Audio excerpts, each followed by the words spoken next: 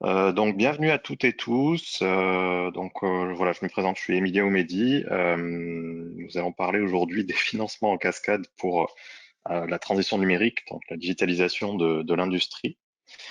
Voilà, l'idée étant de vous donner des informations sur ces financements et de vous expliquer voilà, comment ça fonctionne et comment on va pouvoir vous accompagner sur ce type de financement. Donc, comment va fonctionner le webinaire? Tout d'abord, voilà, si vous n'êtes pas familiarisé avec GoToWebinar, on vous invite à couper vos micros, évidemment, pour pas qu'on entende des sons qui peuvent perturber l'intervention. Vous avez un onglet questions, un onglet chat aussi dans GoToWebinar, dans lequel, voilà, les questions, vous pouvez adresser les questions aux intervenants et le chat, vous pouvez adresser les questions à tout le monde. Évidemment, la présentation sera partagée avec tous et il y aura un replay du webinaire qui sera disponible pour tous les participants. Un petit mot sur notre organisation. Donc, je fais partie de l'agence de développement économique de la région Auvergne-Rhône-Alpes Entreprises.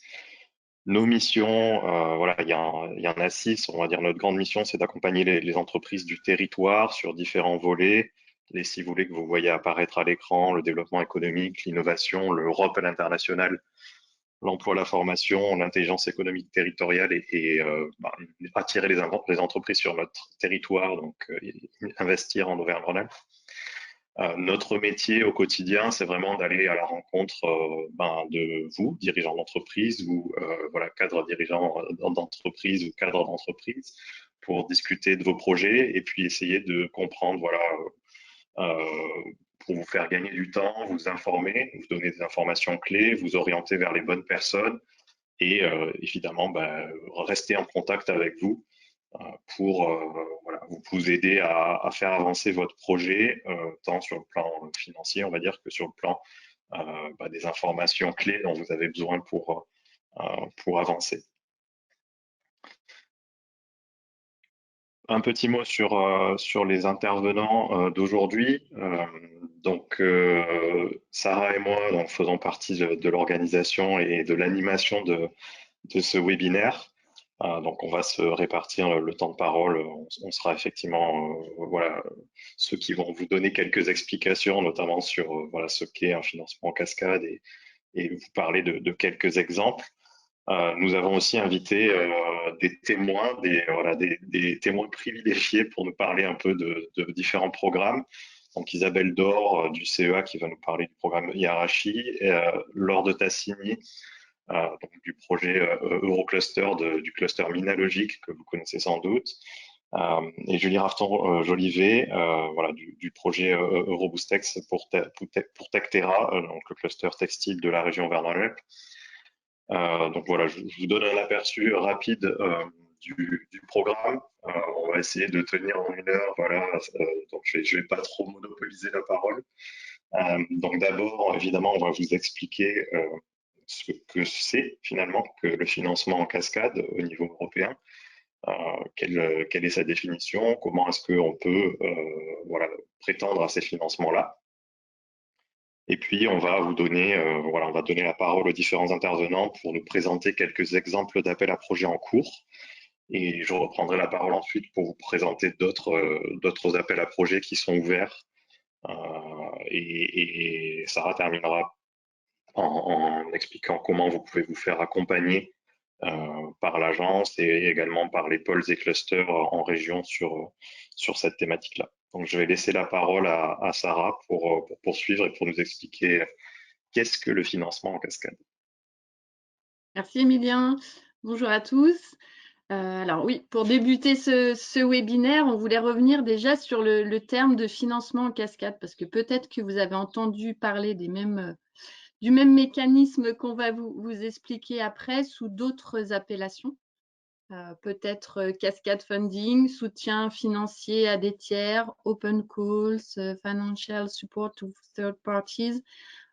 Tous ces termes, en fait, sont un et même mécanisme qui est le financement en cascade. Donc, nous, on va parler avec ce terme-là.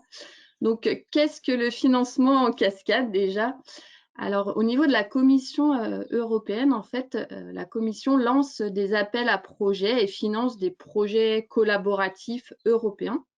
Et dans certains cas, en fait, elle demande à ces projets collaboratifs, ces consortiums, de reverser une partie de la subvention qu'ils ont touchée à des tiers.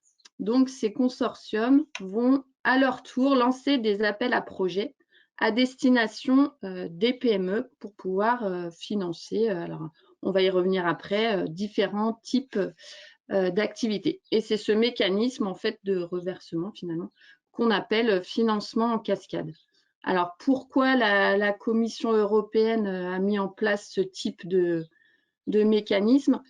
C'est pour permettre en fait de faciliter l'accès à tous ces financements européens, aux entreprises, aux PME, avec un accès plus simple, plus agile, avec des démarches simplifiées par rapport aux gros projets européens collaboratifs. Alors, sous quelle forme on va retrouver ces financements en cascade? Comment ils se traduisent? En général, vous allez avoir des tickets de financement forfaitaires, en fait, qui vont aller de 30 000 à 200 000 euros. Alors là, ça va dépendre en fait du projet collaboratif, du consortium qui va lancer l'appel. C'est le consortium qui va décider du montant du ticket et des activités qui vont être financées par ces tickets-là. Donc, par exemple, on a mis quelques exemples, mais ce n'est pas du tout exhaustif. Des exemples d'activités qui vont pouvoir être financées. Alors, ça peut être des études de faisabilité, des études de marché, de l'aide à la conception d'un prototype, l'intégration de technologies, de briques technologiques. Ça peut être aussi des tests en usage réel, du co-développement avec un partenaire. Il y a plusieurs types d'activités qui peuvent être financées par ce biais-là. Donc, vous avez les tickets forfaitaires et puis vous avez aussi des tickets de prestation. Donc, en général, ça peut aller jusqu'à 10 000 euros. Là, ça va dépendre aussi le consortium qui lance l'appel et qui vont vous proposer des services financés, type de l'accès à des équipements d'essai, des formations, de l'aide à l'internationalisation, de l'accès à des plateformes technologiques, par exemple, du soutien à la levée de fonds. Ça va dépendre le consortium qui lance l'appel. Alors, quelles sont les thématiques qu'on peut retrouver via ces mécanismes de financement en cascade? Alors, les thématiques couvertes peuvent être très larges et diverses, mais dans une grosse majorité des cas, on a quand même un lien plus ou moins fort avec la digitalisation. Alors, il y a des projets qui vont être plutôt axés technologie, par exemple, je sais pas, sur l'intelligence artificielle, sur blockchain ou autre, et puis d'autres qui vont plutôt prendre l'entrée secteur applicatif, donc je sais pas, l'agroalimentaire, le textile, le transport. Voilà. Il peut y avoir deux entrées possibles dans ce type de projet. Alors, quels sont les avantages de ces financements en cascade? Donc, dans la grande majorité des cas, vous allez pouvoir candidater, alors soit seul, soit en petit consortium, 2 ou 3 partenaires. 3 partenaires, c'est même voilà, le maximum, on va dire. Donc voilà, c'est des petits projets. Les dossiers sont légers. En moyenne, vous allez avoir un dossier à remplir d'une dizaine de pages. Ça tend même à être un petit peu réduit dans certains projets. Voilà. Donc la candidature est aussi simplifiée. Ça vise à financer des projets courts, entre 3 et 18 mois, ça va dépendre des activités qui sont financées, et avec un démarrage rapide. Les évaluations des propositions sont gérées directement par le consortium qui lance l'appel. Donc, ce n'est pas la Commission européenne qui va évaluer vos propositions, et l'évaluation est effectuée alors soit par des experts évaluateurs indépendants du consortium, soit par les membres du consortium lui-même qui a lancé l'appel. La gestion du projet est aussi beaucoup plus agile et simple puisque ce sont des projets plus petits avec un nombre de partenaires limité. Ça vous permet d'accéder plus facilement au financement européen, mais pas que. Vous allez recevoir du financement, mais vous allez aussi avoir accès à un réseau d'acteurs européens, puisque les consortiums qui lancent ces appels-là sont des consortiums constitués de différentes structures de différents pays européens. Donc, ça peut être aussi un premier pas pour entrer en contact avec eux. Et puis, une chose importante, c'est que l'aide que vous allez recevoir n'est pas comptabilisée dans la règle des minimis et n'est pas assujettie non plus à la règle de fonds propres. Par contre, il y a un certain nombre de points d'attention qu'il faut garder en tête tout de même. Donc, le double financement est interdit, mais ça, c'est le cas dans tout, tout type de financement régional, national ou autre. Les tickets de financement et les règles d'éligibilité, vous avez compris qu'elles dépendent du consortium qui lance l'appel.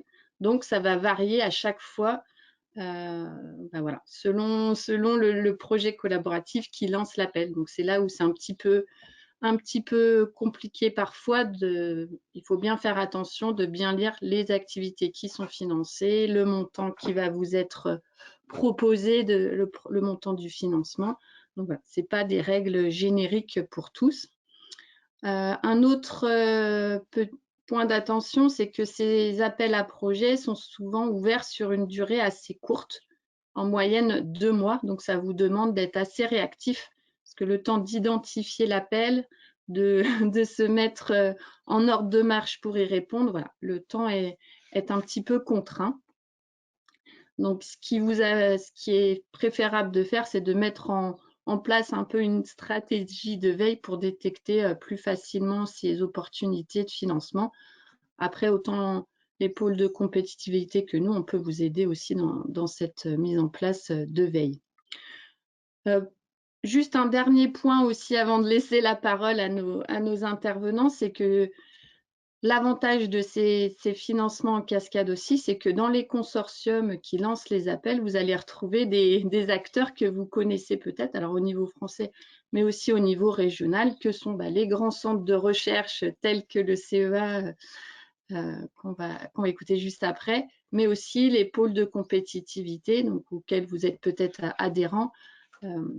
Tout ça pour vous dire que s'ils sont partenaires de ce type de projet, c'est d'autant plus facile de leur demander des précisions sur les appels à venir, des précisions sur ce qui s'est attendu. Donc voilà, ça peut vous permettre aussi de vous faciliter l'accès à ce type de financement.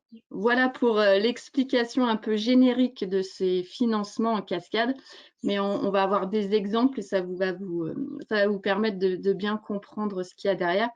Donc, je vais laisser la parole à Isabelle Dor du CEA qui va nous présenter le projet Yarachi et les activités qui peuvent être financées via ce projet.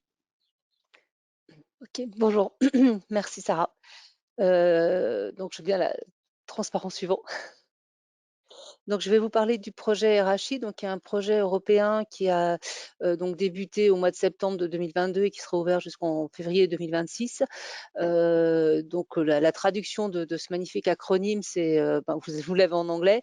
Donc en fait, c'est un projet qui vise à encourager l'adoption de technologies digitales avancées, innovantes, éco-responsables, en particulier tout ce qui est lié à la partie AI, Data and Robotique.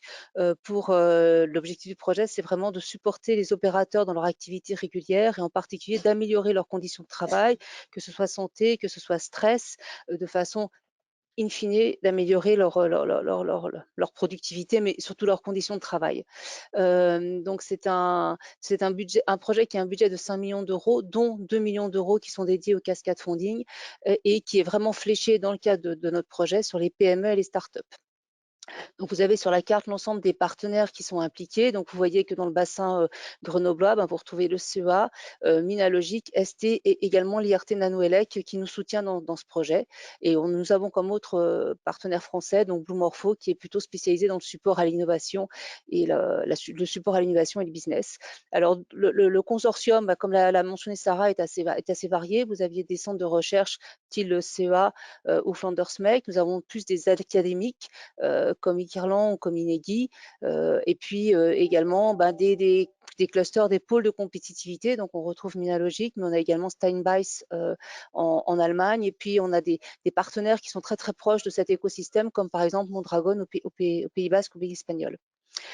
Donc, comment ça se passe? Effectivement, tous les partenaires ont une spécificité. Comment ça se passe pour RHI? Il a des contraintes.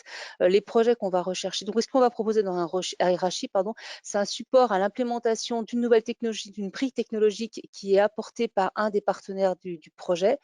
Toutes ces briques technologiques sont décrites, bien entendu, sur notre portail. On en a au nombre de 23 et elles sont assez variées. Ça peut être aussi bien des aides pour mesurer le stress mental de l'opérateur, que des supports à la maintenance prédictive, que des supports à l'additive manufacturing, à l'industrie 5.0. Donc c'est extrêmement varié. Donc on a 23 blocs technologiques qui sont proposés dans le cadre du projet. Une des contraintes, c'est de répondre à des challenges. Donc nous avons défini des challenges avec un advisory board qui est composé de 10 industriels au niveau de 10 personnalités qui sont essentiellement des industriels au niveau européen. Et dans ces challenges qu'on va retrouver, il va y avoir la mesure, bien entendu, ce qui est l'aide à la mesure du stress, mais des choses qui sont beaucoup plus robotiques, comme par exemple apporter une assistance robotique pour des tâches très répétitives, apporter une assistance robotique pour des tâches, ou des tâches qui demandent de manipuler des objets extrêmement lourds. Ça peut être aussi pour mieux organiser un ensemble de tâches. Donc voilà, donc il y a 10 challenges qui ont été définis, qu'on a essayé de définir de manière assez large au niveau du monde industriel et sur lesquels il faut en sélectionner un pour apporter une réponse. Et puis le support qu'on propose aussi, bien entendu, c'est tout ce qui est lié à l'innovation et la sustainabilité. Donc en particulier, on va s'intéresser à la partie éco-conception, à la partie, mais là on vous apporte un support par un service.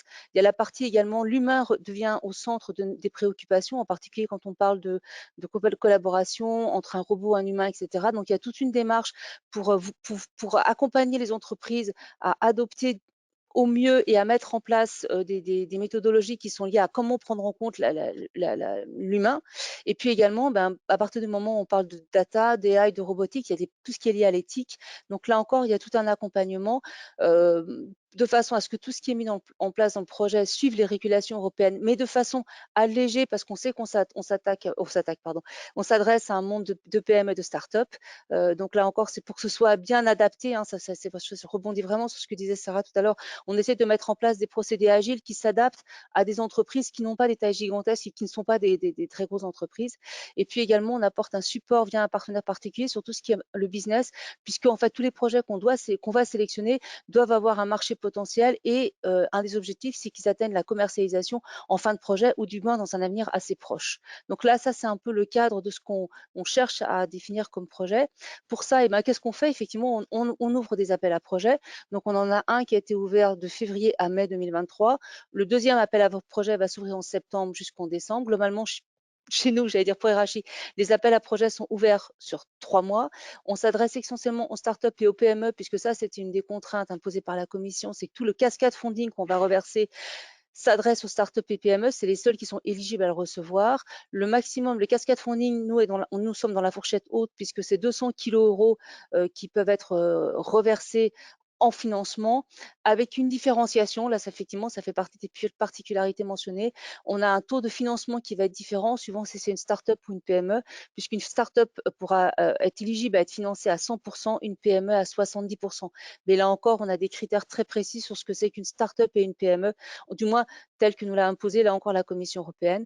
Les projets sélectionnés sont de l'ordre de 15 à 18 mois et in fine, sur les 2 appels à projets, on va sélectionner 10 projets, une dizaine de projets, puisqu'on a des contraintes de budget. Et ce que je voudrais également préciser, c'est que non seulement les PME, enfin je vais dire les PME de manière générale, vont recevoir le cascade funding qui est un financement direct, mais ils bénéficient également d'un financement indirect puisque par exemple, pour tout ce qui est l'apport des briques technologiques ou la partie support au business ou l'innovation, la sustainabilité, en fait, nous avons un financement propre au niveau du projet européen qui va permettre d'accompagner ce transfert technologique donc il y a un financement direct qui sont les 200 000 € et un financement indirect qui va être toute l'expertise qu'on va mettre à disposition, là effectivement aussi sur un budget limité, mais qu'on va mettre à disposition des PME. Alors, il faut appuyer sur une petite touche parce que j'ai une mini animation. Donc, voilà, Adèle, voilà. Donc, tout ça, bon, je rappelle bien le contexte général de notre projet, c'est diminuer les accidents et améliorer le bien-être au travail dans le monde industriel. Si je peux dire, on peut passer à la slide suivante, s'il te plaît. Voilà, donc globalement, donc comme je l'ai dit, pour la preuve, donc je vous donne quelques indications sur le premier appel à projet qui s'est fait terminer et nous sommes en phase d'évaluation qui va se terminer fin juillet. Donc il y avait 23 blocs technologiques, il y avait une dizaine de challenges. La soumission, alors dans notre cas de figure, elle comporte 3 éléments. Un document, une application, ce qu'on appelait une application form, donc un document où on décrit, où les candidats doivent décrire le pourquoi, l'innovation, les objectifs en termes de business, l'implémentation, donc comment tout ça va être fait. Et c'est un document qui fait à peu près une vingtaine de pages. Il y a également sur la partie plus spécifiquement business, puisque c'est vraiment une des caractéristiques, c'est que ce soit les produits, pardon, l'aboutissement du projet, ça sera soit un prototype, soit une preuve de concept, mais qui doit être très proche marché. Donc il y a vraiment un aspect business et c'est pour ça qu'on a aussi un service qui est dédié à ça. Ça se fait sous forme d'un pitch vidéo d'à peu près 7 minutes, mais là encore très bien renseigné sur ce qui est attendu, sur ce qui est demandé. Et puis on a demandé également en plus, alors c'est un élément obligatoire dans notre cas de figure, mais qui ne fait pas partie de l'évaluation, c'est un questionnaire sur la partie éco-design. C'est plus pour savoir quel est votre niveau de maturité, et parce que ce qui nous intéresse en fait, c'est pas tant de savoir si une boîte elle est très forte ou pas très forte, ça c'est pas, mais c'est plutôt le potentiel et l'intérêt, parce que c'est vraiment des éléments qu'on veut implanter également, enfin pour lesquels on veut accompagner les entreprises. Donc voilà, la soumission s'est passé ça. Donc le projet, l'ouverture, le call pardon, a été ouvert pendant 3 mois et il nous faut à peu près 2 mois, 2 mois et demi pour la partie évaluation, puisque fin juillet, toutes les candidats vont recevoir une évaluation avec un score. Donc bon, il y aura les chanceux, je veux dire, qui vont être sélectionnés, puisqu'on a quand même des contraintes et de budget et de qualité, et les chanceux qui ne vont pas être sélectionnés. Par contre, on se fait un point d'honneur quand on renvoie l'évaluation, non seulement à envoyer la notification, mais à envoyer également des explications de façon à ce que ça puisse servir à tout le monde, soit pour resoumettre, soit pour évoluer, pour soumettre à d'autres appels à projets, sachant que cette notion de cascade funding est utilisée de plus en plus au niveau européen. Donc pour vous dire, pour le premier call, on a reçu 46 projets vraiment complets qui sont éligibles pour l'évaluation. Donc l'évaluation est en cours. Je vous ai un petit peu essayé de vous illustrer le type de proposition. Donc nous, on n'avait pas spécifié si c'était un ou deux entreprises porteurs de projets. Donc, vous voyez qu'on a à peu près les 3/4 des projets qui sont portés par une entreprise et à peu près un quart qui est porté par 2 entreprises. Le cas des 3 entreprises est assez anecdotique. Souvent, quand on a 2 entreprises qui sont porteurs de projets, ce sont soit 2 entreprises qui ont cette technologie complémentaire dans la preuve de concept qu'ils veulent démontrer, ou aussi on peut avoir une entreprise qui est porteur de la technologie et une entreprise qui est plutôt l'utilisateur, mais qui va être intéressée souvent pour accompagner le développement du produit et l'implémenter déjà pour faire des tests en conditions réelles. Donc, ce sont 2 configurations qui sont très, très intéressantes. Vous voyez sur l'ensemble des projets qu'on a reçus, ils proviennent relativement de toute l'Europe. On retrouve un peu les plus représentés, pardon. Bon, on retrouve assez classiquement l'Espagne, l'Italie, la France, l'Allemagne et la Grèce. Bon, dans ces 5 pays, 4 sont des membres partie du consortium, parce que c'est clair que le networking est un petit peu plus actif. Alors, on essaye d'étendre au-delà, mais ça met un petit peu plus de temps.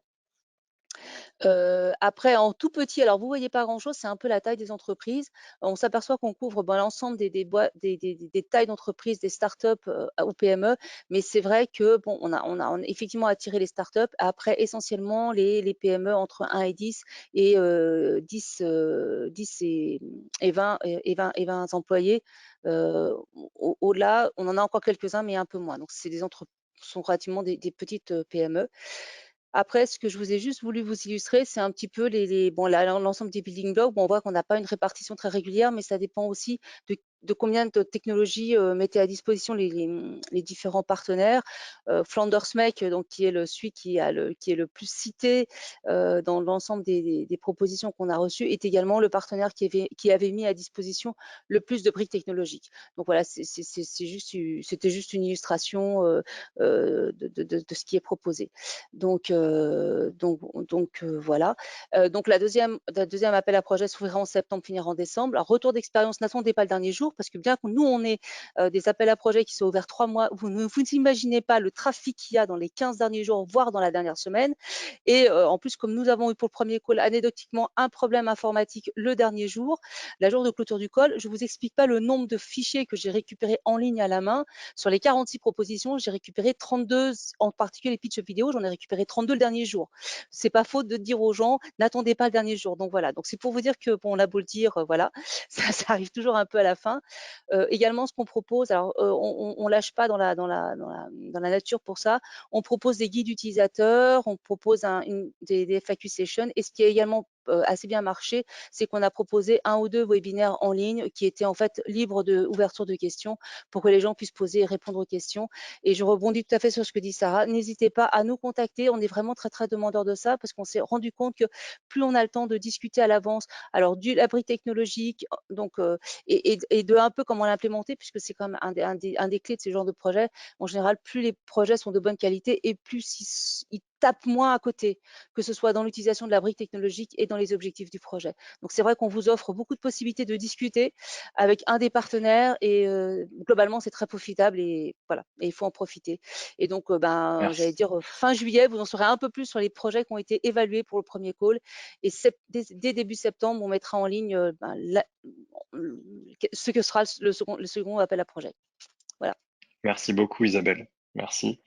Voilà, je voulais juste préciser aux participants, c'est vrai que je l'ai pas dit tout à l'heure, n'hésitez pas à poser vos questions directement, voilà, dans le chat, et on va prévoir un temps de réponse voilà, aux questions que vous auriez juste après les 3 présentations. Donc merci encore Isabelle pour toutes les précisions et puis et le retour d'expérience un peu pratico-pratique sur les candidatures. Et je vais laisser la parole à Laure de Tassigny de Minalogic pour nous parler un peu du projet Silicon Eurocluster. Vas-y Laure. Merci Emilien. Donc juste pour vous présenter Minalogic, peut-être que je pense que la plupart d'entre vous connaissent, mais donc Minalogic, c'est le pôle de compétitivité du numérique en Auvergne-Rhône-Alpes. On couvre toute la chaîne de valeur du numérique et on compte à peu près 450 adhérents qui représentent le monde de l'entreprise, de l'industrie, mais aussi des laboratoires de recherche, des universités académiques et également des collectivités territoriales. Alors, un autre exemple du coup de financement en cascade, de cascade funding, c'est le projet Silicon Eurocluster que Minalogic coordonne. Alors, il faut savoir que des Euroclusters, comme on les appelle, ce sont des projets européens qui regroupe, comme son nom l'indique, uniquement des clusters européens. Hein, donc, il n'y a pas d'entreprise ou de laboratoire de recherche. C'est uniquement des clusters qui se regroupent et qui ont obtenu un financement européen. C'est pas le programme Horizon Europe, c'est un autre programme, le programme qui s'appelle COSME, et qui a des règles un petit peu différentes par rapport à ce que Hirachi, à ce que Isabelle a pu vous présenter sur Hirachi. Donc ce projet Silicon Eurocluster, qui est coordonné par Minalogic, il regroupe 10 partenaires de 9 pays différents, dont des clusters dans toute l'Europe. Vous pouvez voir sur la carte sur la slide, vous avez le Portugal, l'Espagne, donc la France, on est 2 partenaires, la Suède, les Pays-Bas, l'Allemagne, l'Autriche, l'Italie et la Bulgarie. Alors, ces partenaires se connaissaient déjà avant, puisqu'ils font partie de l'alliance qui s'appelle Silicon Europe Alliance, qui existe depuis à peu près 10 ans. Et il y a sauf le cluster bulgare qui nous a rejoints sur ce projet. Alors, la thématique du projet Silicon Eurocluster, bon, c'est le silicium et on va dire la microélectronique, voire même l'électronique au sens large.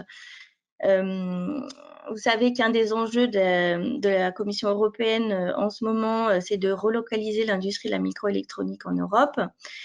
Et du coup, ce projet, on va dire, apporte sa modeste contribution à cet énorme challenge.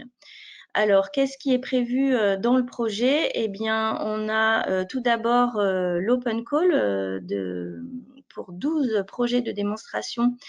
Donc, je vais vous détailler juste après. On a également un autre open call qui ouvrira plutôt en février pour l'aide à la sustainability des entreprises. On a aussi des actions d'internationalisation et de formation. Et on a également l'organisation d'un événement Open Innovation. Voilà pour la présentation globale. Slide suivante. Merci Adèle. Donc, plus précisément, je vais vous expliquer un peu cet open call, hein, cet appel à projet de démonstration en électronique. Donc, les détails un peu de ce qu'on attendait, puisque l'appel a été clos depuis le 31 mai. Donc, il a ouvert pendant 2 mois, du 28 mars au 31 mai. Alors, la thématique était vraiment l'électronique au sens large, hein. Contrairement à RHI, nous, on a vraiment voulu adresser une thématique au sens large et on n'avait pas de briques, on va dire, de briques techno dans lesquelles s'insérer. Il fallait adresser une des technologies qui est mentionnée sur la slide, donc soit les radiocommunications, soit la cybersécurité, l'intelligence artificielle, la gestion de l'énergie, les photoniques ou les capteurs. Donc, en gros, ça pouvait concerner, on va dire, une bonne partie des adhérents de nos clusters.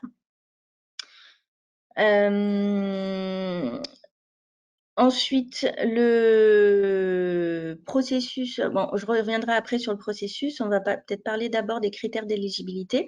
Alors, sur Silicon Eurocluster, il fallait être 2 PME minimum. Alors, il faut savoir que sur le cascade funding, la Commission européenne nous donne des règles obligatoires à suivre, mais on peut, les consortia peuvent également avoir leurs propres règles, donc en rajouter quelques-unes, ce qui est le cas en général dans les projets. Donc, nous, on avait donc l'obligation que ce soit 2 PME minimum, dont une qui devait être obligatoirement un technology provider. Mais ça pouvait être 2 technology providers, il n'y avait pas de problème. Sachant que le projet idéal qu'on attendait, c'était vraiment un technology provider et une PME qui était moins digitalisée, on va dire, un end user. Voilà. Ensuite, les pays éligibles, donc c'est les pays éligibles du programme COSME, donc ça nous était imposé par la Commission européenne, donc c'était les 27 pays de l'Union européenne, plus la Norvège, l'Islande, le Liechtenstein, l'Ukraine et la Turquie. La durée des projets devait être entre 6 et 9 mois et le financement aussi était imposé par la Commission européenne qui était de 80 000 € maximum par projet et 60 000 € maximum par PME. Les conditions de financement, c'est 20% de préfinancement et puis 80% après la remise des livrables techniques. Et du coup, une facilité du cascade funding, c'est qu'il n'y a pas de justification financière. Donc, beaucoup moins de lourdeur administrative. Bon, par contre, il faut quand même nous montrer dans les livrables techniques que vous avez passé le temps qu'il faut pour réaliser les actions. Le processus d'évaluation est en cours. Il va durer 2 mois maximum. Les résultats seront annoncés fin juillet au plus tard pour un début des projets entre le 1er septembre et le 31 octobre. Donc, une timeline qui est quand même assez courte par rapport aux projets européens de recherche classiques, on va dire. Le processus de soumission, il se passait sur une plateforme en ligne qui s'appelle GoodGrants, qui était vraiment dédiée à l'appel à projet et qui était assez simple, hein, rien à voir avec les dossiers très complexes que vous pouvez rencontrer sur les projets européens classiques dans Horizon Europe. On va dire que ça se résumait à environ peut-être 10 pages, mais grand maximum, avec rien d'original hein, dans ce qu'on demandait. Hein. Il y avait la partie impact, implémentation et excellence, comme dans la plupart des projets européens. Et puis le budget a détaillé, mais pas trop non plus. Donc c'était quand même assez light. Que vous dire de plus? Oui, le prochain call, on a un autre call qui va arriver en février 2024. Alors par contre, ce ne sera pas sur des projets de démonstration en électronique. Là, c'était un call unique. Ce sera ce qu'on appelle des vouchers pour financer à peu près 2 jours de consulting pour l'intégration de la dimension développement durable dans les PME. Voilà. Juste repréciser que le financement ne s'adresse qu'aux PME. Les autres types d'organisations pouvaient participer au projet, mais sans financement.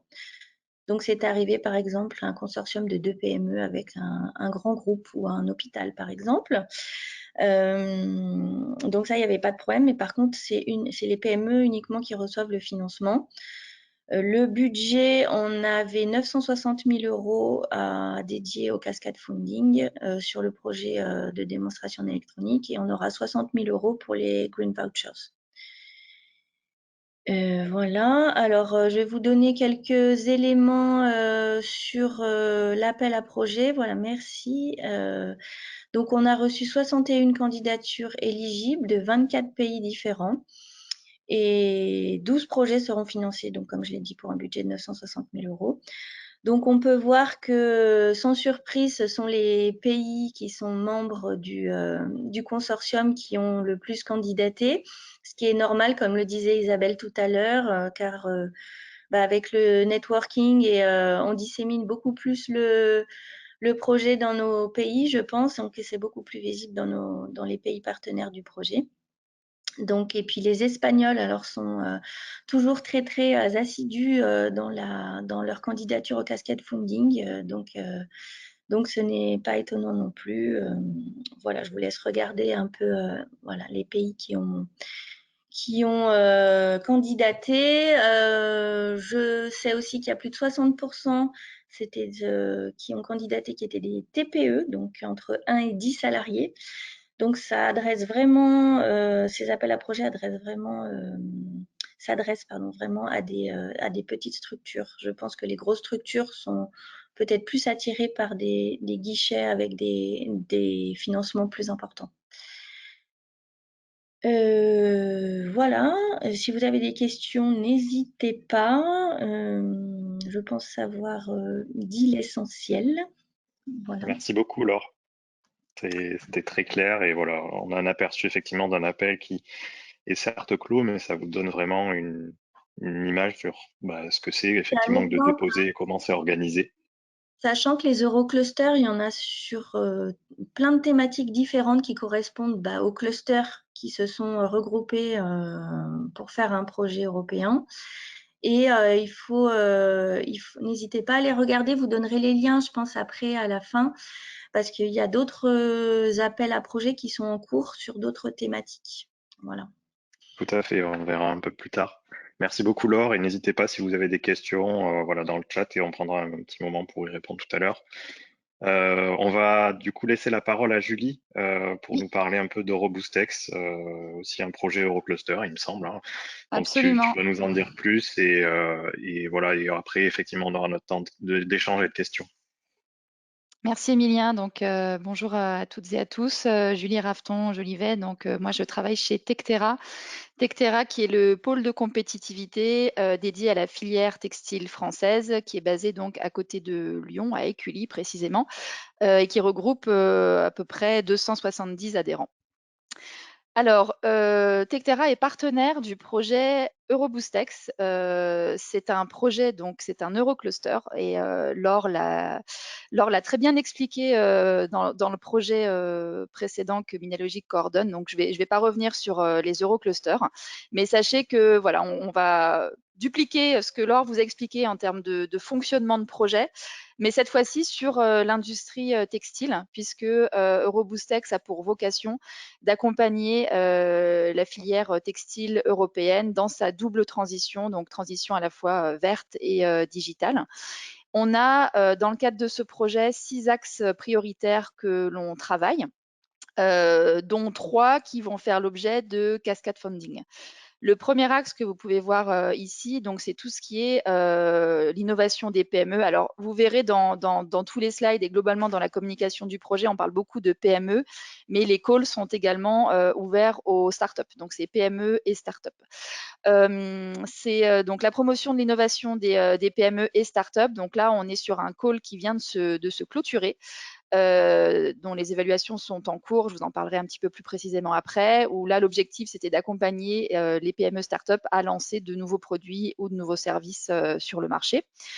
Le deuxième axe, donc, c'est soutenir l'adoption de technologies numériques de pointe appliquées à l'industrie textile. Donc là, c'est un appel qui va s'ouvrir à partir du mois de septembre. Donc, je pourrais vous en dire également quelques mots.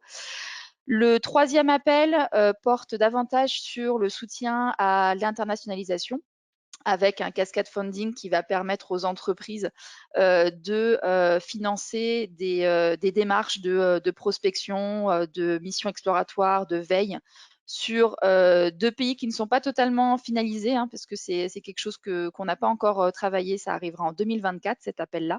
Mais pour l'instant, on est parti sur les États-Unis et l'Australie. Et parallèlement à ces 3 appels à projets, donc qui font l'objet de cascade funding, on a 3 autres axes que l'on travaille au sein du consortium. Donc tout ce qui est la requalification de la main-d'œuvre textile, pour essayer de pallier à toutes les problématiques d'embauche et globalement de main-d'œuvre au sein de la filière textile. Donc là, on travaille sur l'étude des besoins en formation, le développement de portefeuilles de formation appliqués donc à l'industrie textile.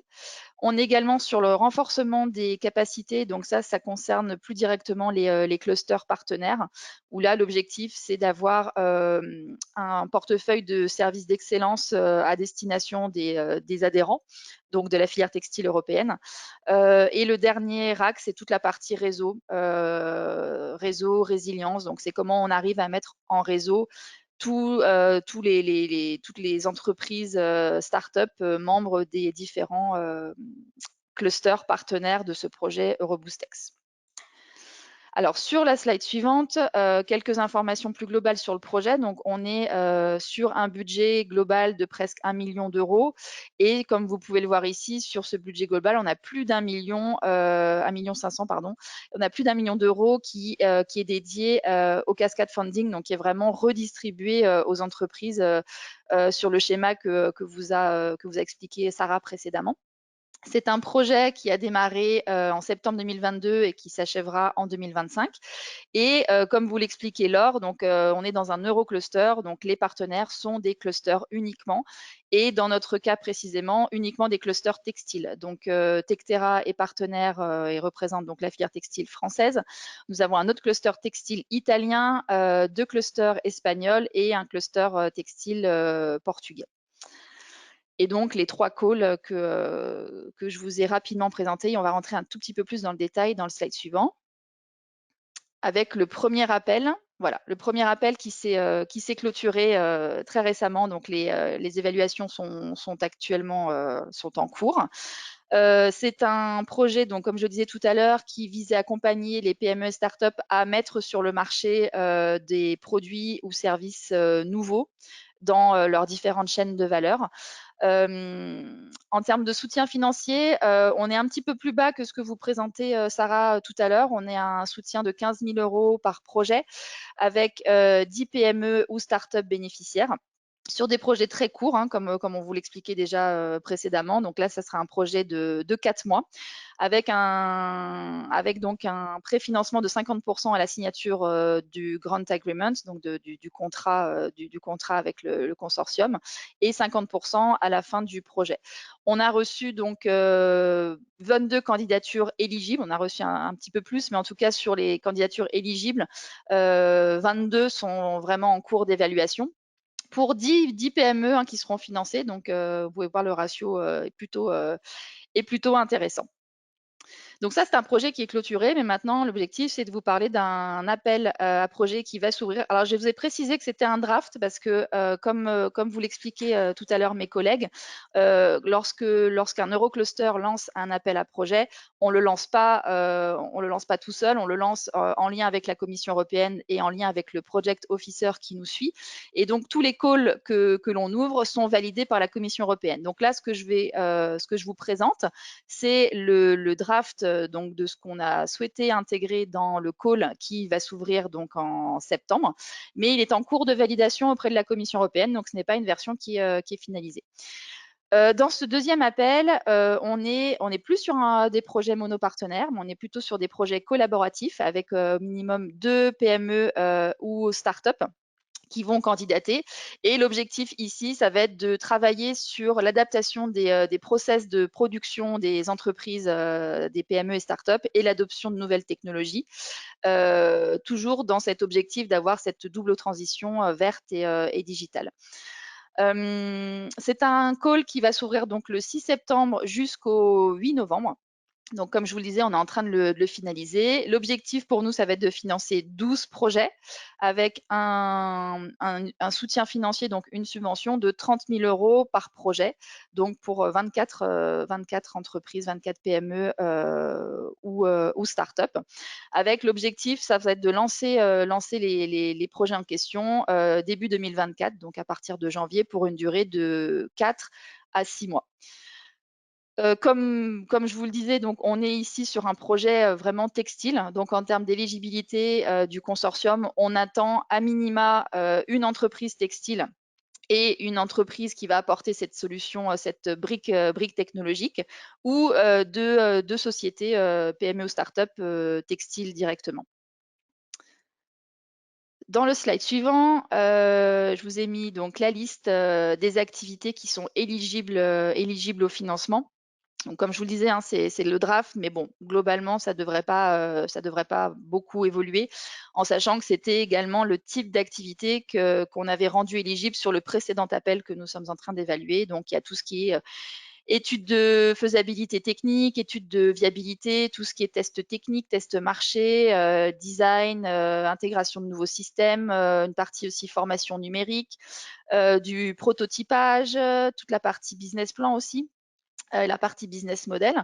Et en termes de coûts, on va donc soutenir les frais de personnel direct, donc des coûts internes. D'autres coûts tels que l'achat de fournitures, des déplacements en lien avec le projet. Et on peut également soutenir toute une partie sous-traitance, par exemple dans le cas où on a un consortium avec 2 entreprises textiles qui cherchent à intégrer la brique technologique via un partenaire en sous-traitance. C'est quelque chose qu'on peut également intégrer au projet. Et après, le classique des projets européens, donc les coûts indirects, donc avec un taux forfaitaire de 7% des coûts totaux.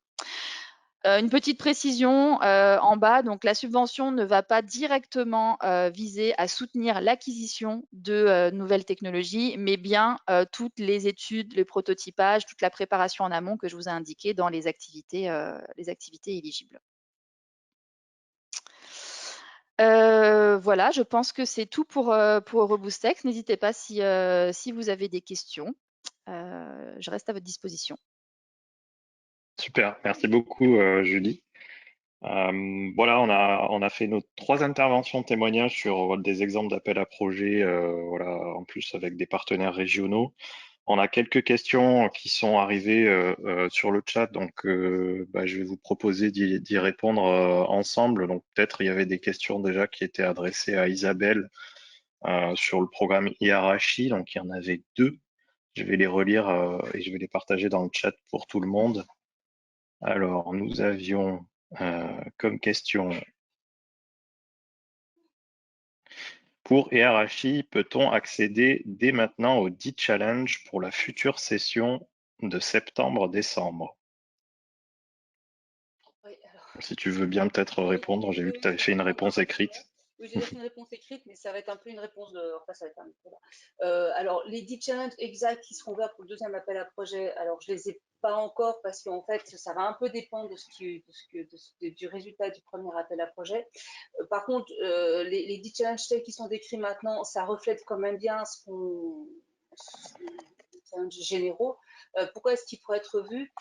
Peut-être parce que les projets qu'on va sélectionner, qui vont quand même être dans leur qualité, s'ils répondent tous au même challenge, et clairement il y a un challenge qu'on va peut-être enlever de la liste de façon à pouvoir répondre aux autres challenges. Ça peut être aussi parce que, en fait, certains ensemble de challenges s'appuient sur les briques technologiques qu'on propose. Alors, comme on a des budgets limités dans tous les sens du terme, si certains briques technologiques sont déjà sélectionnés et qu'en fait on a atteint nos ressources lors de premier appel à projet, on ne les remettra pas en ligne au deuxième appel à projet parce qu'en fait nous on sait qu'on n'aura pas les ressources pour supporter leur implémentation, puisque c'est ce que j'ai appelé un peu le financement indirect. Et donc si c'est vraiment très très connecté à un challenge, on ne remettra pas le challenge qui s'appuie sur ces briques technologiques si on sait que les briques technologiques sont plus à disposition. Et puis la troisième chose, c'est que également on va revoir un peu l'ensemble de réponses avec notre advisory board et peut-être qu'il va dire au vu des réponses et de ce qui a été adressé, tiens, c'est pertinent de renforcer ce challenge ou celui-là. Donc voilà, donc ça ne va pas être les 10 mêmes exactement. Par contre, clairement, on va rester dans la même philosophie. Ce qu'il va falloir, c'est qu'on fasse un petit peu un bilan suite à la fin du premier appel à projet pour savoir ce qu'on laisse en ligne, ce qu'on laisse pas en ligne, de façon à ce que nous aussi, on ait notre budget pour pouvoir l'assumer. Mais globalement, si vous les regardez, on va quand même rester dans le même type de challenge. Éventuellement, il peut y en avoir un ou deux qui seront peut-être supprimés. C'est peut-être un peu. Alors, peut-être parce qu'il y en a certains qui sont vraiment très, très spécifiques. Je pense que ceux qui sont plus généraux, globalement, ils ne vont pas évoluer. Et donc, c'est pour dire ce que j'ai dit. En fait, nous, il faut qu'on analyse tout ce qui est fait à l'issue du premier appel à projet. Et en fait, début septembre, on va retravailler pour mettre en ligne de la même façon les challenges et les building blocks. Mais ça illustre ce qui est actuellement en ligne et illustre très bien ce qu'on attend. Mais voilà, je peux pas promettre qu'il n'y en a pas un qui va pas sauter parce que on a déjà suffisamment de réponses et qu'on voudrait bien apporter des réponses aux autres challenges. Très bien. Et du coup, il y avait. Je suis désolée.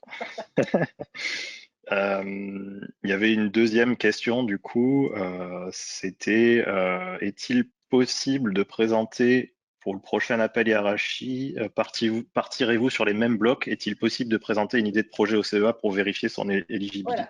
Alors, les mêmes blocs, globalement, ça va être les mêmes. C'est rebelote. S'il y en a un qui est déjà sélectionné, sélectionné peut-être même sur 2 projets, c'est clair qu'on n'a pas non plus des ressources énormes. Donc, il y a peut-être 1 ou 2 building blocks. En fait, s'ils sont déjà sélectionnés et bien sélectionnés, on va plutôt les retirer de la liste. Donc là, c'est un petit peu pareil. Et donc voilà, c'est un peu. Donc voilà, globalement, je ne peux pas apporter. Ça va plutôt être assez rapidement. En fait, on a la phase d'évaluation de sélection qui se fait en juillet. Donc après, le travail entre fin juillet, je laisse passer le mois d'août, et tout début septembre, c'est de savoir ce qu'on remet exactement en ligne. Donc en fait, en début septembre, ça sera validé. Et alors, pour nous contacter, oui, c'est ce qu'on a déjà fait plusieurs fois. C'est c'est de regarder le projet, voir si ça tape à peu près bien dans le scope, ou si là on dit, là, je pense que c'est un peu à côté des clous. Donc oui, ça on l'a déjà fait. Donc n'hésitez pas alors à nous contacter. Ou si c'est un building block qui n'est pas du CEA mais qui est d'un autre, à contacter un autre partenaire. Sinon, de toute façon, on se parle. Donc il n'y a pas de souci pour nous contacter. Super, merci beaucoup Isabelle pour ces réponses. Peut-être une question, je pense que Laure et Julie, vous pourrez répondre. Comment fait-on pour devenir membre d'un cluster? Comment fait-on pour faire partie d'un cluster? Si vous pouvez donner une réponse, c'est peut-être pas la même chose pour Minalogic ou pour Tectera. Il faut nous contacter déjà et on va discuter avec vous de votre projet, de la thématique surtout, puisque les pôles et clusters sont thématiques. Donc, en fait, c'est au cas par cas. Voilà, mais n'hésitez pas à nous contacter si vous êtes du coup dans le numérique pour Minalogic et puis Julie. Textile. Voilà. Et voilà, après, il y a tous les autres pôles aussi, pôles et clusters qui représentent diverses industries et marchés. Mais la première étape, effectivement, c'est d'abord de nous contacter et discuter ensemble pour voir quels sont vos besoins. Exactement. Merci bien. Du coup, pour les questions, je pense qu'on va s'arrêter là. Alors, il y a eu d'autres questions sur le chat plus général. Je pense que je vais essayer d'y répondre dans les présentations et on a prévu un temps aussi à la fin vraiment toute fin de nos présentations. Donc, je vous propose de poursuivre sur ce que nous avions prévu. Et notamment, il y a eu une question générique. Je ne comprends pas où aller chercher l'information relativement au projet lancé pour voir si on peut s'y intégrer. Question que beaucoup de gens se posent, malheureusement. Pourquoi? Parce que l'information, elle est dispersée sur différents sites. Du coup, voilà, là, je vais vous mentionner d'autres appels à projets qui existent, donc de financement en cascade, et qui pourraient potentiellement vous intéresser. L'ennui, c'est qu'effectivement, il n'y a pas aujourd'hui un site qui référence tout de façon exhaustive. Il y a plusieurs sites dédiés sur lesquels on peut faire des recherches. Et le conseil que j'ai à vous donner, c'est prenez contact, soit même avec vos clusters, si vous êtes membre d'un cluster, et avec nous aussi au niveau de l'agence, puisque c'est aussi notre métier finalement de vous aider, de vous orienter sur les guichets financiers, les guichets de financement qui sont les plus pertinents pour vous. Donc, on est vraiment là pour ça, pour passer un peu de temps avec vous et identifier les appels à projets, trouver les informations pertinentes sur les appels à projets qui pourraient correspondre à vos développements en cours, à vos projets vraiment sur lesquels vous travaillez sur votre entreprise. Du coup, je voulais vous mentionner rapidement deux projets et je vais vraiment pas m'attarder puisqu'on a un peu de retard. C'était AIBC, donc un appel à projet sur les technologies intelligence artificielle et blockchain, où l'idée effectivement est d'utiliser ces technologies-là dans un projet pour financer des démonstrateurs de projets utilisant l'intelligence artificielle ou la blockchain pour la transition durable, pour la transition environnementale des industries, notamment manufacturières du coup. Vous avez les 4 secteurs qui sont indiqués sur la slide, manufacturier, mobilité, logistique et énergie. Le deuxième appel à projet, donc cet appel à projet pour AIBC, il est ouvert jusqu'au 5 septembre, donc ce qui fait que ça vous laisse quand même un peu de temps pour les entreprises dans ces domaines-là pour pouvoir venir et peut-être évaluer l'opportunité de déposer un projet.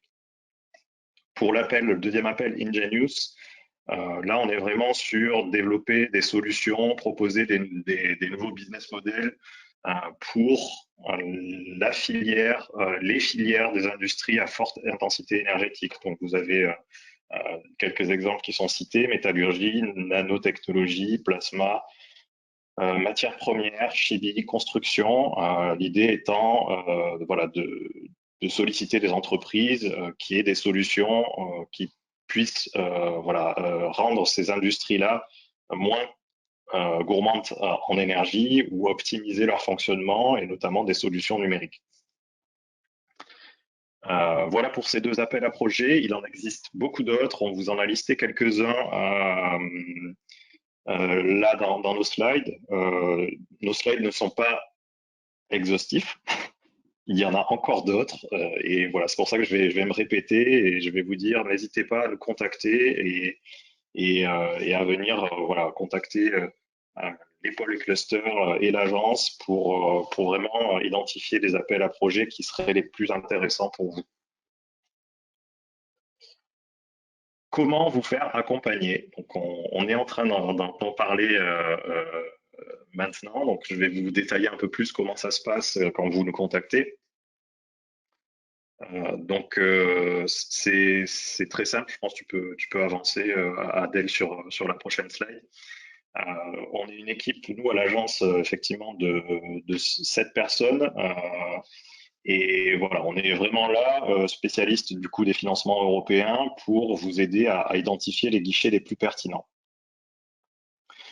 Ce qu'on fait, c'est qu'on prend rendez-vous avec vous, on fixe en général 1 heure et on voit avec vous, en fonction de votre projet, quelles sont vos problématiques et comment ces appels à projets européens pourraient y répondre.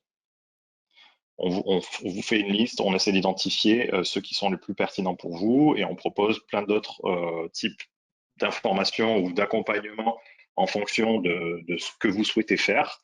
Donc d'abord, on commence par un diagnostic de votre projet, évaluation des besoins, ce que je disais précédemment, mais après, voilà, on peut vous orienter vers de la formation, de la recherche de partenaires. On a une aide régionale qui s'appelle Ambition Région Internationale qui peut vous permettre de mobiliser un cabinet spécialisé pour vous aider dans la rédaction de votre proposition de projet. Et on fait partie également d'un réseau qui s'appelle Enterprise Road Network. Donc ça, voilà, c'est un réseau d'organisations qui, comme nous, des agences de développement économique, qui proposent de faire cet accompagnement dans d'autres pays, donc ce qui peut vous aider dans la mise en relation avec des partenaires pour un projet collaboratif. Et un petit voilà, zoom sur notre aide financière régionale, donc, qui est copilotée par l'agence et la région et les pôles et clusters. Donc c'est une subvention pour faire appel à un cabinet spécialisé en montage de projets européens. Vous pouvez vous faire cofinancer jusqu'à 14 jours au total, 4 jours qui sont pris en charge à 80%, 10 jours supplémentaires qui sont pris en charge à 50%. Et ça peut vraiment vous aider et vous faire gagner du temps en fait sur le montage de votre proposition. On fait aussi de la relecture de projets au niveau de l'équipe et pareil, je pense que nos collègues des pôles et clusters font ça aussi. Et on a l'habitude de voir des dossiers européens, donc on peut vous aider à faire une relecture critique pour améliorer votre proposition. Donc, je vais laisser la parole à Sarah pour la conclusion en 1 minute sur nos prochains événements et puis peut-être pour le temps de questions finales. Merci Emilien. Alors juste vraiment pas longtemps pour vous dire que si le sujet des financements en cascade vous intéresse, pour aller un petit peu plus loin, on vous propose un atelier pratique la semaine prochaine, le 29 juin. Alors cette fois-ci en présentiel à Lyon, le matin, où là on va vraiment rentrer dans le détail des dossiers, quelles sont les questions qu'on va vous poser dans ce type d'appel à projet, comment vous pouvez mettre en place une veille, où est-ce que vous trouvez de l'information. Ça se veut vraiment pratico-pratique si vous souhaitez aller un peu plus loin, si vous pensez peut-être candidater à un appel. Donc, n'hésitez pas à vous inscrire, il reste encore quelques places. Alors, bien sûr, l'atelier est réservé aux porteurs de projets, enfin aux entreprises. Voilà, donc n'hésitez pas.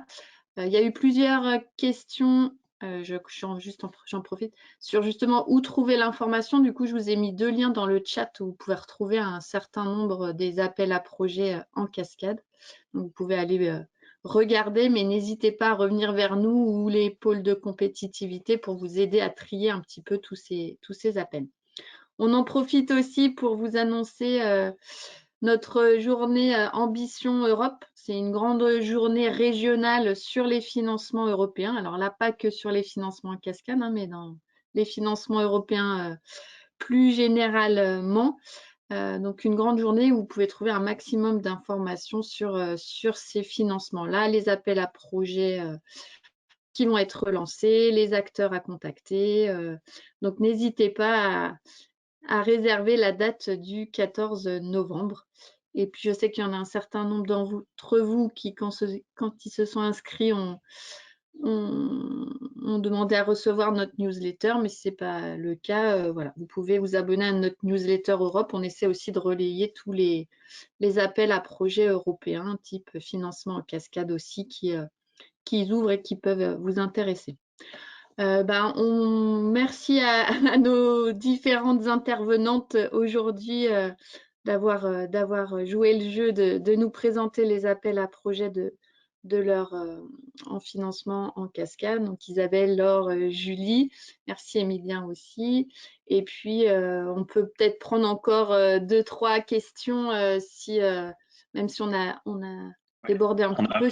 Voilà, on a un peu dépassé notre temps alloué, mais voilà, pour ceux qui peuvent rester un peu plus, voilà, on peut prendre 2 minutes pour les questions supplémentaires.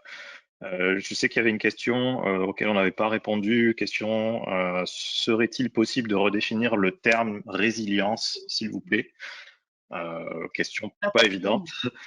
J'ai envie de dire, la réponse qui me vient en tête, c'est voilà, en général, la résilience, quand on la voit dans les projets européens, on fait référence à la on va dire résistance au changement climatique et voilà, aux aléas de l'environnement. Aujourd'hui, c'est un terme un peu plus général, ça peut être la résilience industrielle aussi, Donc, il y a le changement climatique, mais il y a aussi la notion voilà, de durabilité, des ressources matérielles, des ressources voilà, qui ne sont pas inépuisables. Il y a beaucoup de dimensions en fait sur cette question-là. Je pense qu'il faut surtout regarder le contexte dans lequel le terme est utilisé. Ça permet en général d'avoir des indices sur comment répondre justement à une question qui est posée sur ce thème-là. Et serait-il possible d'avoir le support, s'il vous plaît? Oui, on fournira les présentations, il y aura un replay du webinaire. Voilà, je crois qu'on a épuisé les différentes questions sur l'outil. En tout cas, c'est les seules que je vois auxquelles on n'avait pas répondu. Oui, je crois que c'est tout. Eh ben, on vous souhaite Très à bien. tous une très bonne journée et puis n'hésitez pas à nous contacter si vous avez des questions supplémentaires, hein. On est là aussi pour y répondre et on espère. Alors, Ouais, vas-y. je vois qu'il y a une main levée.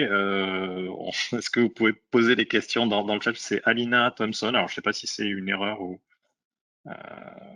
si vous vouliez poser une question, mais le mieux c'est de l'écrire. Pour nous, c'est plus facile après pour gérer les réponses. C'est une erreur. Bon, voilà. Très bien. Bon, sur ce, voilà, on vous souhaite à tous et toutes une bonne journée et n'hésitez pas, voilà, à nous contacter, à revenir vers nous en cas d'interrogation et pour évaluer, voilà, en fonction de vos projets, vos possibilités de recourir à ces financements en cascade. Merci à toutes et tous. Bonne journée. Merci. Au revoir. Bonne journée. Bonne journée. Au revoir.